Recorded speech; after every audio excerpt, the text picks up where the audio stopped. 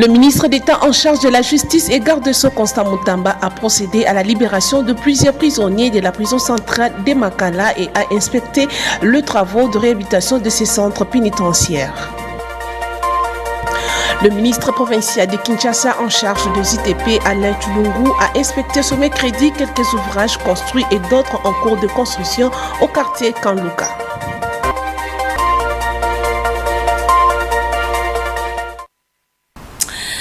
Merci de nous avoir choisis pour vous informer. Mesdames et messieurs, bienvenue dans cette session d'information dans l'actualité. Le président de la République, Félix Tshisekedi, a reçu le secrétaire général adjoint des Nations Unies en charge des opérations de paix, Jean-Pierre Lacroix. Ils ont échangé sur les questions qui touchent la situation sécuritaire et humanitaire en République démocratique du Congo. Suivez ce reportage de Ginelle Pezo. Conduisant une importante délégation de diplomates onusiens auprès du chef de l'État, Jean-Pierre Lacroix, secrétaire général adjoint des Nations Unies chargé des opérations de paix, a évoqué avec le président de la République la situation sécuritaire dans l'est de la RDC. L'évolution du processus de Luanda était au cœur de cet échange. L'ONU soutient ce processus diplomatique dirigé par le président angolais João Lourenço. Nous avons évoqué avec Monsieur le Président de la République la poursuite du travail conjoint entre les autorités congolaises et les Nations Unies, la MONUSCO, mais également le travail conduit par l'envoyé spécial, afin de promouvoir et de soutenir les efforts de paix pour l'Est de la République démocratique du Congo. Tout en évoquant les difficultés et les défis énormes de ces dossiers sécuritaires concernant l'Est de la RDC, ce haut diplomate des Nations Unies a réaffirmé l'engagement de l'ONU pour une paix juste et la stabilité durable dans la région des Grands Lacs. Certes, il y a encore des défis, des difficultés, bien sûr, tout le monde les connaît, mais en même temps, il y a une dynamique des efforts diplomatiques qui sont en cours. Est-ce que tout le chemin a été parcouru? Non, bien sûr, mais un bout de chemin a déjà été fait sur le volet politique et sur le volet opérationnel à soutenir ces efforts. Le chef de l'État nous a exprimé la volonté de continuer le travail avec les Nations Unies. Jean-Pierre Lacroix a également émis le souhait de voir examiner le travail et le renouvellement adapté du mandat par le Conseil de sécurité qui se réunira très prochainement.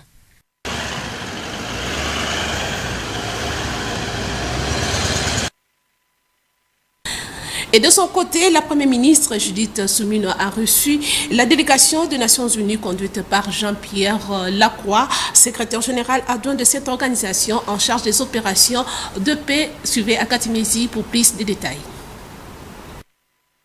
Au cours de cette audience, le haut fonctionnaire de l'ONU a réaffirmé à la Première ministre la volonté de son organisation à réactiver les programmes de désarmement, mobilisation et réintégration des combattants des groupes armés en vue de la paix dans l'Est de la République démocratique du Congo.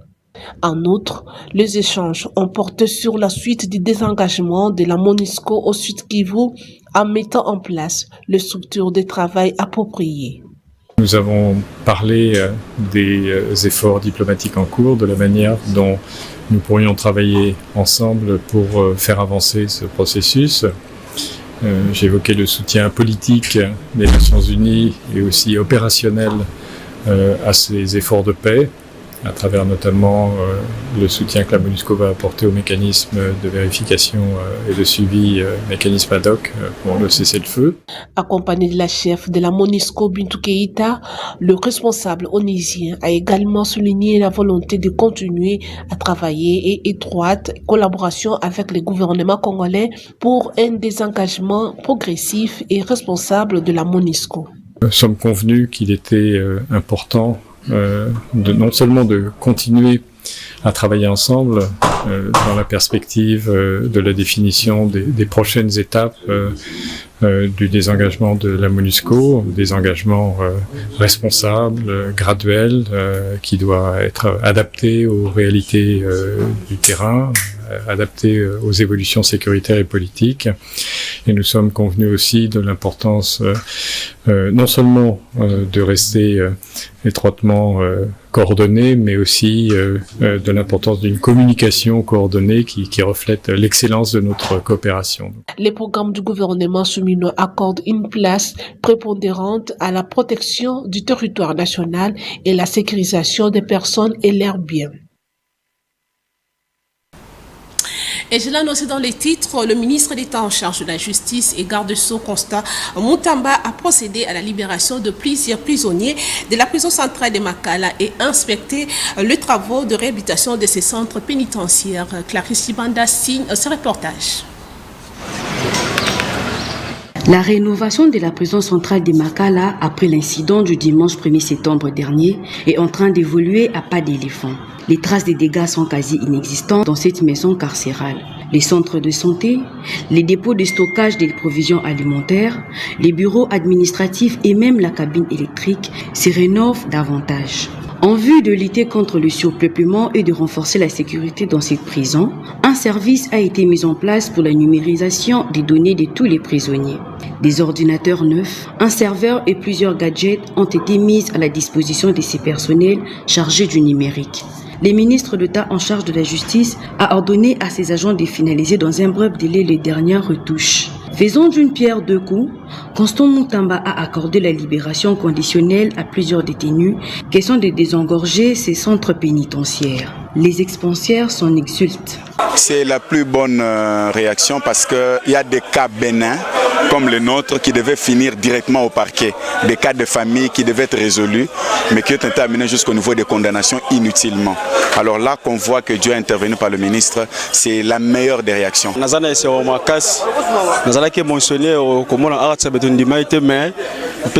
Chef de l'État et puis le ministre de la Justice Nzamba Batele mingi penalo bezate kola sela bango. Merci. Na sepele makasi pona en tout cas Nzambe azwa lukumu pona ye soki yete na ngina bimate na makambo onyoso elekaki bon nakumisa Nzambe o maloba oloba mingi ezate pona anazana esengo mingi soki yete na obimate. Notons que les libérations conditionnelles s'inscrivent dans le cadre du programme du désengorgement des prisons en République démocratique du Congo. Restons toujours dans ces chapitres, stopper les travaux de construction et libérer l'entrée principale du collège de la Salle. Telles sont les mesures conservatoires prises par le ministre d'État, ministre de la Justice et garde-sceaux Constant Mutamba. Les explications avec Clarisse Chibanda encore une fois. C'est par cette petite porte que les milliers d'élèves du collège de la Salle sont contraints d'accéder à cet établissement scolaire. Sur place, les ministres d'État, ministre de la Justice et garde-sceaux, Constant Mutamba Tungunga a inspecté chaque compartiment de cet établissement scolaire. L'entrée principale barricadée, aux alentours de cette école, les restaurants de fortune implantés entravent le bon déroulement des activités scolaires.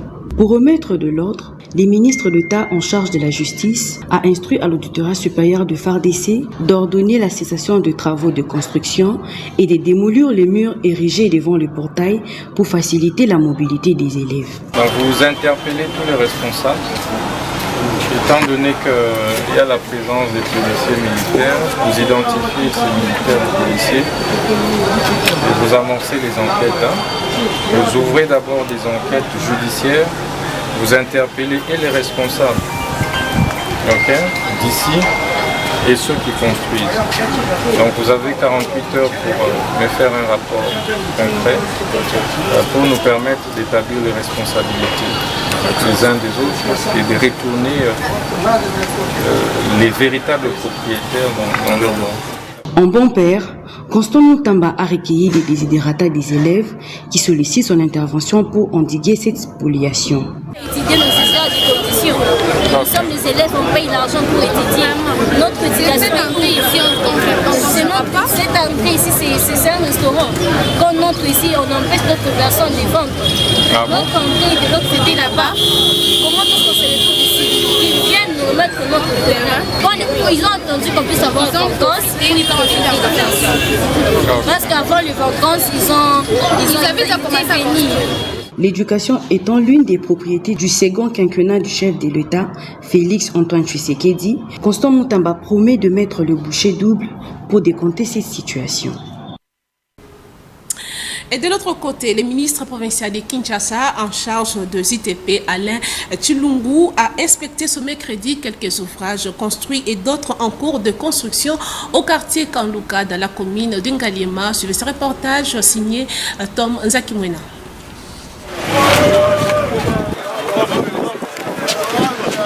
Le ministre provincial de Kinshasa en charge des infrastructures et travaux publics, Alain Tshilungu, poursuit son périple d'inspection des travaux de construction d'une part et d'autre part la réhabilitation de certains axes routiers de la capitale. Ce mercredi 18 septembre, autour de 10 heures, Alain Tshilungu s'est dirigé au quartier Kanluka dans la commune d'Inkalima en passant par l'avenue de la Libération. Les ponts Lubudi sur l'avenue Landou est le premier des bénéficiaires de la visite du ministre provincial. Ici, à travers un échange direct avec la population riveraine, le ministre provincial des ITP, Alain Tshilungu, s'est fait une idée concrète des problèmes qui engendrent les inondations.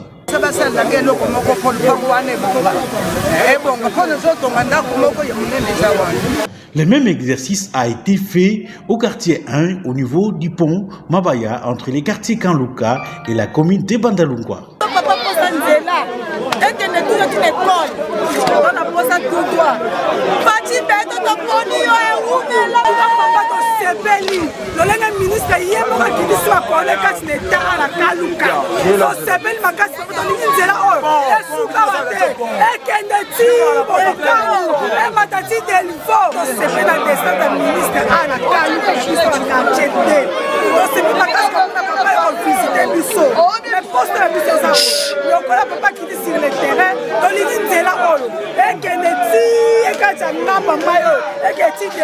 Pour rappel, tout au long de son passage dans cette partie de la capitale, le ministre provincial des infrastructures et travaux publics Alain Tshilungu n'a cessé de sensibiliser la population de ne pas jeter les déchets impropres dans le caniveau.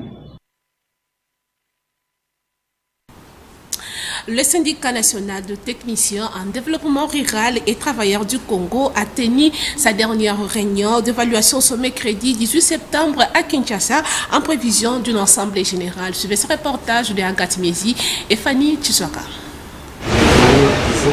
En préparatif d'une assemblée générale, le syndicat national des techniciens en développement rural et travailleurs du Congo, SINATEDERCO, a tenu sa dernière réunion d'évaluation dans les soucis de multiplier des stratégies pour la réussite de cette assemblée. Cette réunion présidée par le président Bienvenu Moulenda Yemba, en présence des secrétaires nationaux permanents, des présidents des comités de base sectoriels, des SINATEDERCO et vont dans des différentes administrations. Nous sommes dans la procédure, nous sommes dans les stratégies. Tous les camarades qui vont nous suivre, qu'ils sachent simplement qu'on se consolide davantage. Ceux qui sont SINATEDERCO se connaissent sur le terrain, qu'ils sachent que nous, on ne baisse pas les mains, on travaille. Nous travaillons à la manière de fourmis. Avez-vous déjà trouvé les fourmis en train de travailler et faire du bruit? Non. On voit seulement les termitières qui montent. Hein. Et ça, c'est l'œuvre des petits animaux. Nous les sommes comme ça aussi.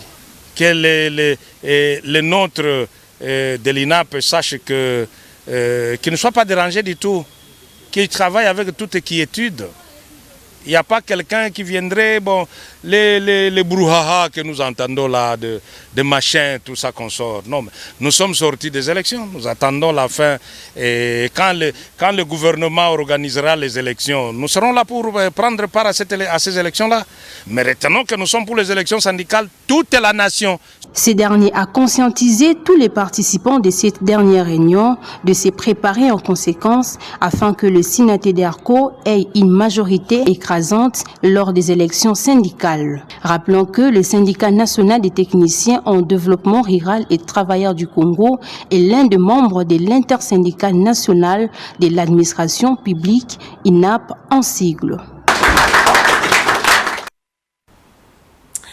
Quittons la capitale, direction de la province du Kwango, informé du naufrage d'une baleinière venue de la cité de Tembo et a causé mort d'homme. Le gouverneur de province, Willy Bitusula, très touché et très consterné, se rendit à la cité de Kwango pour voler au secours de familles de victimes et d'autres rescapés. Suivez les détails.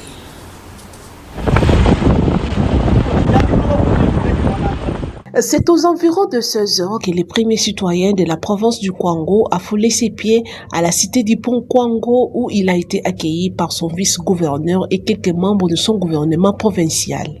Ayant été informé du bilan humain et de lourdes pertes matérielles, le gouverneur a directement convoqué et présidé une réunion de crise avec le membre du comité de sécurité locale, réunion à laquelle ont également pris part les élus provinciaux de la circonscription électorale de Kasongolunda, venus compatir au malheur qui a frappé la province tout entière. C'est après cette réunion que les dispositions ont été prises pour évacuer les corps sans vie au cimetière où reposeront désormais les 4 victimes de ces naufrages. Dieu a donné et Dieu a pris en ce jour. Nous présentons nos sincères condoléances à toutes les familles biologiques des illustres disparus et aussi à tout le peuple congolais. Et c'est à 18h30 que la cérémonie d'inhumation s'est clôturée. Quant aux 83 rescapés de ces naufrages, le gouverneur Willy Bitusula a pris les dispositions nécessaires pour leur sécurité en attendant qu'ils soient ramenés à leur lieu de provenance. Le réseau de journalistes Amis de l'enfant est indigné de ce événement malheureux ayant causé la mort de 2 écoliers à Kinshasa et à Goma. Suivez Bibi Chimouika, coordonnatrice de ce réseau, dans cet extrait choisi pour vous par Copin Koutoumissa. On est d'abord indigné par ces actes qui ont fait très mal. Vous savez, lorsque vous perdez un enfant, ça peut encore aller lorsque l'enfant a été très malade et vous vous êtes dit, bon, l'enfant a beaucoup souffert, il peut aller se reposer, plutôt que d'apprendre, comme tout le monde, peut-être à la télé, alors que vous ne vous y attendez pas, d'apprendre que votre enfant est mort parce qu'il a été poignardé ou il a été assassiné. Ça fait très mal. D'abord, en tant que parent, ça fait mal, et en tant que coordonnatrice du réseau de journalistes Amis de l'enfant, notre mission nous avons pour mission plutôt de défendre les droits des enfants, ça nous touche au plus haut point. Et les conseils que nous avons à donner aux autorités, d'abord pour les cas de cet enfant qui a été poignardé par son camarade de classe, nous conseillons que le ministre des tutelles, et ici nous parlons du ministre en charge du genre, de la famille et de l'enfant, fasse passer une circulaire interdisant les ports des objets tranchants dans les écoles. Il n'y a pas que les couteaux, il y a la fourchette, il y a le rasoir, il y a tout ce qui peut causer quelque chose de mauvais contre l'autre, que ce soit vraiment interdit dans les sites, sur les sites écoliers, sur les sites universitaires. De deux, nous conseillerons que, au niveau de chaque école, que les autorités, les responsables des écoles mettent un dispositif sécuritaire, c'est-à-dire si on peut commencer à fouiller, à contrôler les sacs des enfants. Je sais que c'est un travail un peu énorme que nous demandons, c'est pour sécuriser nos enfants. S'ils peuvent faire le contrôle de chaque sac chaque matin, avant que les enfants n'entrent à l'école, et aussi appeler les parents, je sais que dans chaque école, il y a les responsables ont acquis une habitude d'organiser les réunions avec les comités des parents, que ce comité des parents soit vraiment sévère dans ce sens. Et bouclons ce journal par cette information. Le quartier Kindele dans la commune de Mongafola connaît un vrai problème de desserte en eau potable. La population de ces coins lance un SOS aux autorités. C'est le constat de nos stagiaires de l'UPEN. Il y a de cela une décennie que les habitants du quartier Kindele dans la commune de Mongafola subissent un calvaire en eau potable. Par ailleurs, cette situation est due aux érosions qui ont endommagé la tuyauterie de la Régie des eaux. À cet effet, les agents de la Régie des eaux n'ont fourni aucun effort pour réhabiliter la fourniture en eau. Ainsi, les habitants du quartier Kindélé sont exposés à plusieurs maladies dans la mesure où ils consomment une eau non potable qui peut avoir des conséquences catastrophiques sanitaires, ont souligné quelques personnes interrogées à ce sujet. Ça fait déjà 10 ans que je suis filmé au Komona. Donc, quand on peut tirer la échantillon, tout ça là sur la maïté. Donc, comment on a pas ce qu'on a maï, même bilamba, même pour la remettre la maï, comment on fait tout la maï là, elle va fouler le coup là, c'est net, tout ce qu'on a plus à comprendre. Donc, vraiment ma casse pour la posa et pour la maï, donc c'est la bakoudi, pas soutenir, biso balade, biso la makambo, ya batio ya pompe eau. Bato, ba epsem so ba bonti ndela, ba rejoindre que c'est batio, mais jusqu'à maintenant, batio ezonga te to comment souffrir na maï. Donc on a ba bidon vide, ba pompe pour la échantillon, ko kita partout autant bola au mona vide na ba pompe. Donc toujours souffrir vraiment pour na maï, to sengi na ba kondi balade la biso, batala kana biso na commune ya monga fula quartier Kindéla. Ici est de noter que si le gouvernement n'intervient pas au plus tôt possible, les conséquences seront dramatiques. C'est la fin de ce journal, mais avant de nous quitter, place au rappel des principaux titres.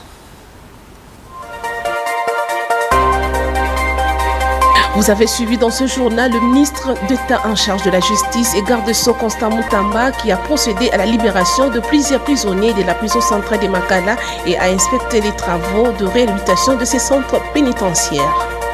Mais également le ministre provincial de Kinshasa en charge de ZTP, Alain Tulungu, a inspecté ce mercredi quelques ouvrages construits et d'autres en cours de construction au quartier Kanlouka. C'était là le rappel des titres.